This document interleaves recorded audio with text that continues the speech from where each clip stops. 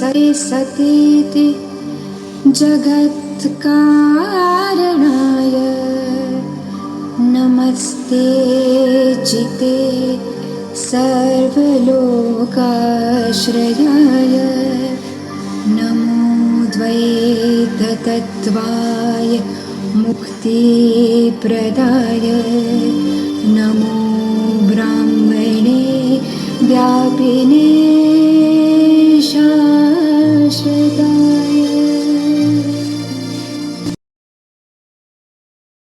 नमस्कार मित्रों, मैं उन्नति। स्वागत है फिर से आप सबका चैनल आयुर्वेद ज्योति में। आज हम बात करने वाले हैं आयुर्वेद इस विषय में। मैं आपको आयुर्वेद के विषय में कुछ बताऊं या कुछ जानकारी दूं, उससे पहले मैं आप सबसे ये जानना चाहती हूँ कि आप आयुर्वेद को लेकर क्या जानते हैं, क्या समझते हैं। यदि ये प्रश्न मैं आप सबसे पूछूं तो जिस प्रकार के आंसर या उत्तर मुझे मिलेंगे वो शायद ये हो सकते हैं, जैसे आयुर्वेद यानी कड़वी दवाइयाँ, आयुर्वेद यानी जिसमें जड़ी बूटियों को पीसकर दवाइयाँ बनाई जाती है या जड़ी बूटियों को पीसकर उपयोग किया जाता है, आयुर्वेद यानी जिसमें नाड़ी परीक्षण करके कोई रोग का निदान यानी डायग्नोसिस किया जाता है, आयुर्वेद यानी तेल मालिश या मसाज, या आज के संदर्भ में यदि हम देखें तो आयुर्वेद यानी अत्याधुनिक संसाधनों से युक्त कोई स्पा,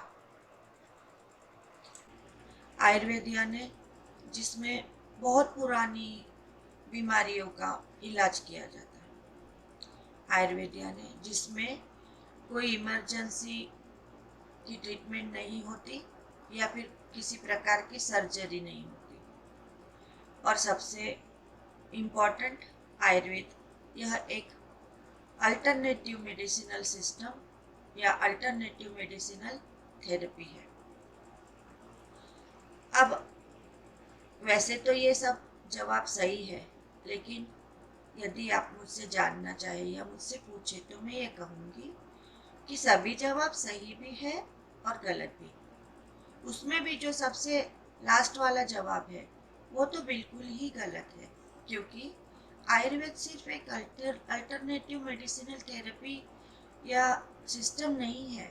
आयुर्वेद अपने आप में एक साइंटिफिक और संपूर्ण चिकित्सा शास्त्र है। और दूसरे सब जवाब सही इसलिए क्योंकि हम इन सब विधियों का उपयोग आयुर्वेद चिकित्सा में करते हैं, लेकिन यही सिर्फ संपूर्ण आयुर्वेद नहीं है। संपूर्ण आयुर्वेद बहुत विस्तृत, बहुत बड़ा और इन सब से बहुत ऊपर है।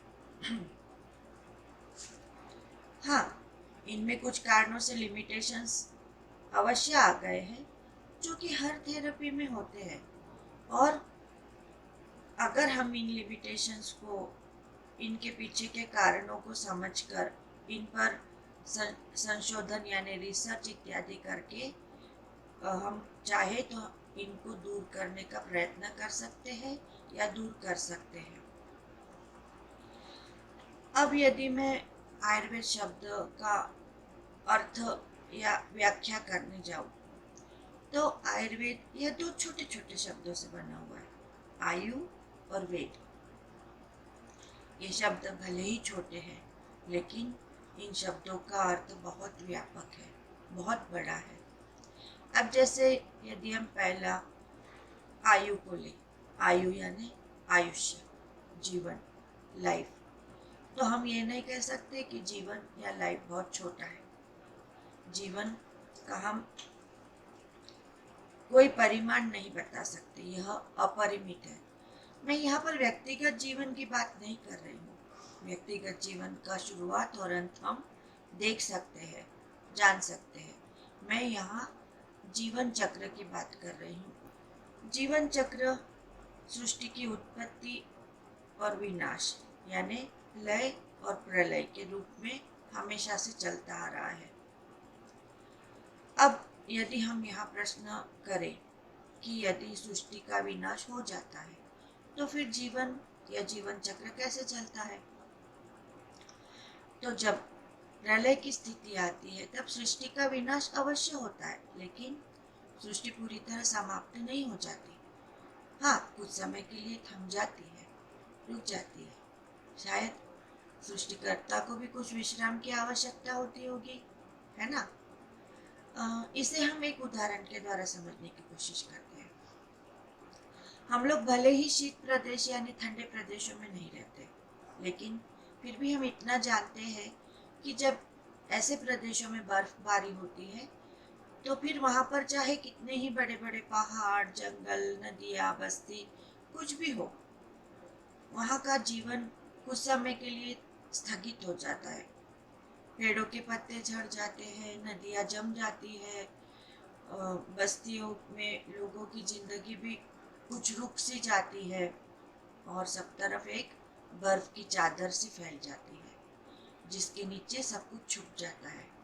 मैंने कहा सब कुछ छुप जाता है, ना कि समाप्त हो जाता है, क्योंकि उस बर्फ की चादर के नीचे कहीं जीवन का एक छोटा सा अंश हमेशा उपस्थित रहता है। और जब समय या स्थिति अनुकूल होती है तो यही जीवन फिर से लहलहाने लगता है। सृष्टि के लय और प्रलय का भी यही सिद्धांत है, जो युगों युगों से चला आ रहा है, अविरत, अखंडित। मत्स्य अवतार की कथा तो हम सब ने सुनी ही है, और इस विषय में यदि हम वेद की व्याख्या समझने की कोशिश करें तो वेद इस शब्द का शब्दशः अर्थ होता है ज्ञान, यानी नॉलेज। वेद, यह विद इस धातु से उत्पन्न हुआ है, और विद का अर्थ है टू नो, टू अंडरस्टैंड, यानी जानना या समझना। इसी से आगे विद्या यह शब्द बना है, जिसका अर्थ हम लर्निंग या सीखना इस तरह से लेते हैं। और एक सूत्र है, अनंता वै वेदाः। यदि हम इस सूत्र को समझे तो हम ये कह सकते हैं कि ज्ञान अनंत है, असीमित है। हम इसे किसी भी सीमा में नहीं बांध सकते, और इस विषय में किसी को शंका नहीं होनी चाहिए कि वेद की यानी ज्ञान की कोई सीमा हो सकती है।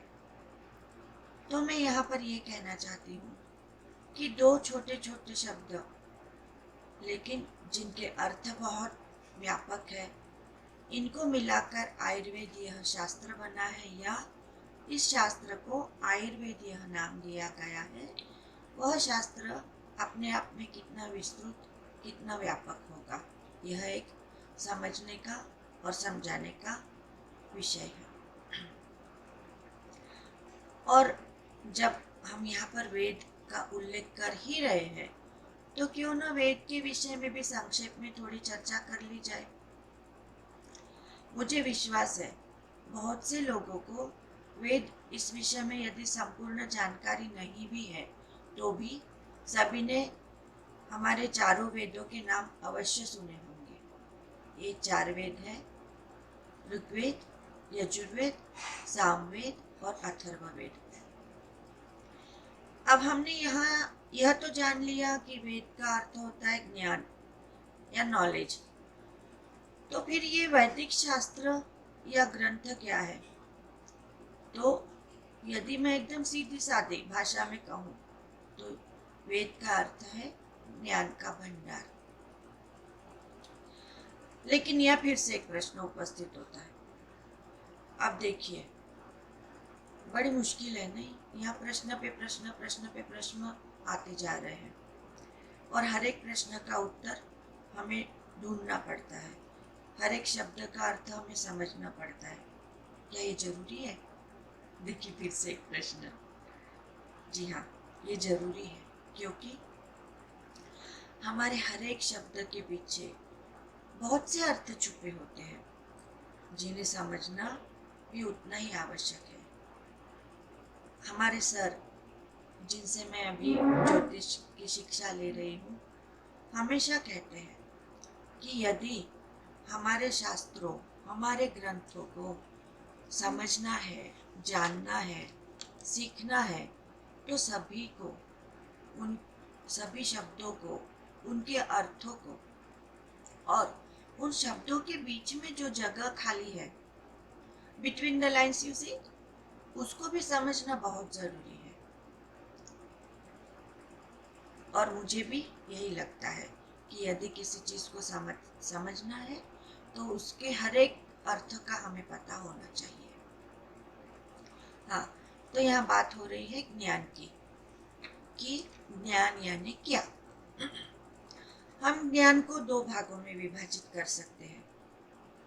एक यानी क्रिएटेड, यानी उत्पन्न किया हुआ या जाना गया या जिसकी हमने रचना की है, कर सकते हैं, उस तरह का ज्ञान।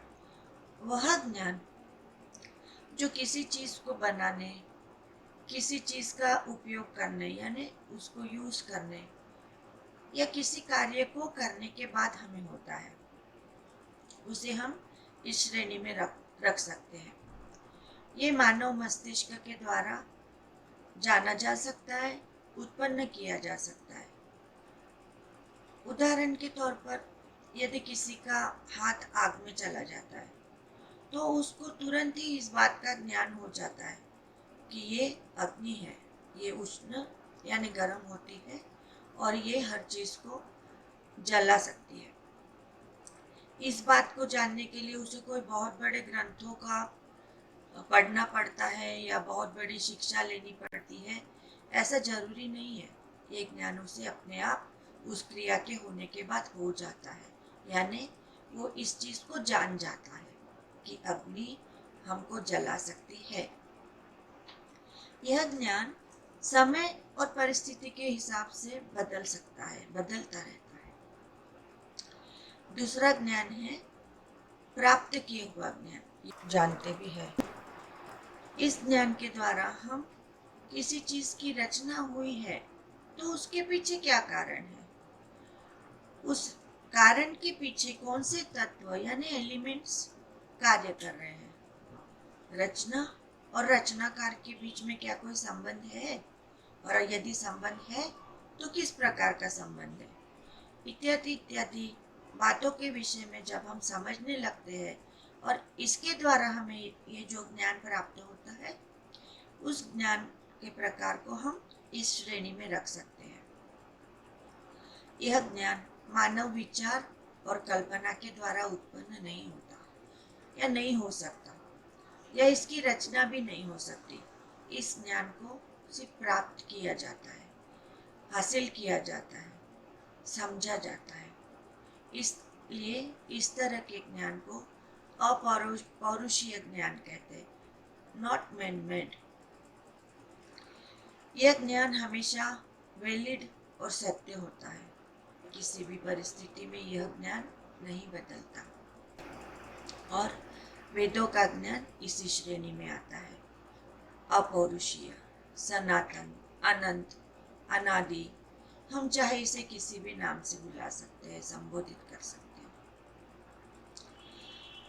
आचार्य उलूक भट्ट, जिन्होंने मनुस्मृति का भाष्य किया है, उसमें उन्होंने वेदों की व्याख्या दी है, जिसके अनुसार वेद यह ब्रह्मा की स्मृति में उपस्थित रहते हैं और जब हर एक कल्प की शुरुआत होती है, ये बहुत गहन विषय है, अभी हम यहाँ इसकी चर्चा नहीं कर रहे, सिर्फ एक समझ के लिए मैं बता रही हूँ कि जब हर एक कल्प की शुरुआत होती है तब ब्रह्मा को इस ज्ञान का स्मरण होता है और फिर बाद में ब्रह्मा अन्य देवता जैसे सूर्य, अग्नि, वायु, इन सभी देवताओं को श्रुति परंपरा के अनुसार यानी सुनना सुनाना, इस परंपरा के अनुसार इसका ज्ञान देते हैं। वैसे वेदों की उत्पत्ति के विषय में अनेक मतांतर है, अनेक कहानियां हैं, हम उसके डिटेल में भी यहाँ पर नहीं जाएंगे, लेकिन प्रश्न तो हम फिर भी एक कर सकते हैं, फिर से प्रश्न, लेकिन यदि हम प्रश्न नहीं पूछेंगे तो हम उत्तर कैसे प्राप्त कर सकते हैं। हाँ, तो प्रश्न हम एक ये कर सकते हैं कि वेदों का ज्ञान यदि श्रुति परंपरा के अनुसार दिया जाता है तो आज हमारे जो वेद है वो क्या है, क्योंकि वो तो लिखित रूप में है, ग्रंथों के रूप में है। फिर ये वेद और वो जो वेदों का ज्ञान है, क्या वो एक ही है? इनमें क्या समानता है? जी हाँ, ये वही वेद है। सृष्टि की उत्पत्ति से जो वेद आए हैं उन वेदों का ज्ञान अभी के वेदों में कितना है, इसके विषय में हम पूर्णतया कुछ बता नहीं सकते हैं। परंपरा के अनुसार यदि हम इस ज्ञान को समझें तो हम ये कह सकते हैं कि ये वही वेदों के रूप है। हाँ, उसमें कुछ भाग है, कुछ भाग नहीं है। तो जो श्रुति परंपरा है, फिर देवताओं से अन्य ऋषिगण और अन्य ऋषिगण से शिष्य गुरु परंपरा के अनुसार ये वेदों का ज्ञान आगे बढ़ता गया। इस वैदिक ज्ञान को पराशर मुनि के पुत्र ऋषि कृष्णद्वैपायन ने प्राप्त किया, ग्रहण किया, यानी उनको समझा और इस ज्ञान को वर्गीकृत यानी क्लासिफिकेशन करके इन्हें ग्रंथों के रूप में प्रतिपादित किया। और इन्हीं ग्रंथों को हम आज चतुर्वेद के रूप में जानते हैं। क्योंकि ऋषि कृष्णद्वैपायन ने इन वेदों को ग्रंथों के रूप में वर्णित किया, उनका क्लासिफिकेशन किया, उनका डिस्क्रिप्शन किया, ये बहुत बड़ा कार्य उन्होंने किया, इसलिए हम उनको वेदव्यास के रूप में ज़्यादा जानते हैं। ये चारों वेद पुरातन ज्ञान विज्ञान का अथाह भंडार है। इसमें सृष्टि की उत्पत्ति, विनाश, मानव जीवन से संबंधित सभी विषय जैसे ईश्वर, देवता, ब्रह्मांड, ज्योतिष, गणित, रसायन, औषधि, चिकित्सा, तकनीकी ज्ञान यानी टेक्नोलॉजी, प्रकृति, खगोल, भूगोल, इतिहास, धार्मिक नियम, रीति रिवाज इत्यादि लगभग सभी विषयों के विषय में बताया गया है। इसमें हर वह चीज है जो उपस्थित है, जो उपस्थित थी और जो उपस्थित होगी। संक्षेप में हम ये कह सकते हैं कि वेद यह सृष्टि के प्रथम ग्रंथ है, मानव सभ्यता के सबसे पुराने लिखित दस्तावेज। इन सभी वेदों में क्या क्या है, इनके विषय क्या क्या है, इनमें क्या वर्णित है, इस पर हम फिर कभी और चर्चा करेंगे। फिलहाल हम सिर्फ इतना समझते हैं कि अथर्ववेद में अन्य तीनों वेदों में जो बताया गया है उसके अलावा उसके अपने कुछ अलग विषय, कुछ अलग ज्ञान है। इसमें मानव जीवन को, उनकी क्रियाकलापों को, यज्ञादि विधियों को, चिकित्सा इत्यादियों को ज़्यादा प्रैक्टिकली समझा गया है, लिया गया है, बताया गया है। मानव जीवन की शारीरिक अवस्था, फिर हमारे कंफर्ट, डिस्कम्फर्ट, हमारे रोग इत्यादि सब चीज़ों का इसमें विस्तृत वर्णन किया गया है। और इन्हीं सब विषयों को हम आयुर्वेद में भी देखते हैं, पढ़ते हैं, सीखते हैं। इसलिए आयुर्वेद को अथर्ववेद का उपवेद भी कहा जाता है।